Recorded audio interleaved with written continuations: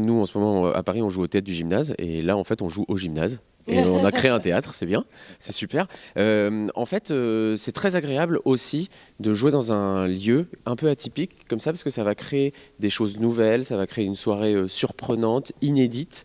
Et pour nous, c'est super agréable. En plus, là, la configuration de la salle fait que les spectateurs sont proches de nous, donc je sens que ça va être une bonne soirée. Et qu'en fait, c'est très pluriel. Et qu'en même temps, il y a toujours derrière la patte de Jean Telet, avec cette truculence, cette envie de faire vivre plein d'émotions différentes et de nous emmener dans un univers qui est finalement loin de nous en termes temporels et très proche de nous en termes d'enjeux. Il y a à peu près une trentaine de personnages et en fait il y a 2 comédiens ici qui sont capables de faire beaucoup de personnages.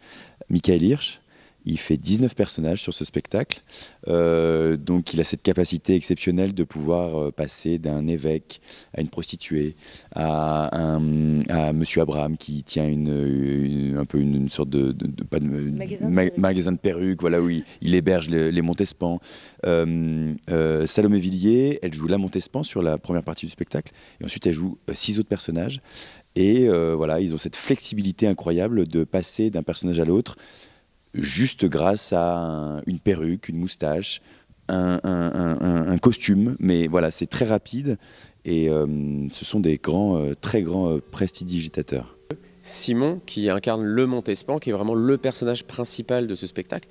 Et il n'incarne en quelque sorte que le Montespan, mais la gageure est énorme parce que, en fait, le Montespan, il est interprété sur 25 ans de sa vie. Et en fait, Simon joue un seul personnage, mais à tous les âges de la vie. Donc en fait, il joue aussi plein de personnages, et d'un rien aussi, il change, et on voit le jeune homme très naïf jusqu'à l'homme brisé en fin de vie. Et il y a quelque chose de très galvanisant dans ce spectacle, parce que à la fois c'est du vrai théâtre, dans le sens où on raconte une histoire, il y a des personnages, il y a une situation dramatique, etc. Et en même temps, ce spectacle, il n'existe vraiment que parce qu'il est partagé avec le public et qu'il y a un lien qui se crée avec les spectateurs. C'est que c'est quelque chose de très contemporain, l'histoire d'un homme qui se bat toute sa vie pour essayer de sauver son amour. C'est magnifique, ça pourrait évidemment arriver encore aujourd'hui. Il y a une résonance très forte. Grec de la virginité, vierge rebelle, Athéna refusa tout prétendant mortel. Ah bon?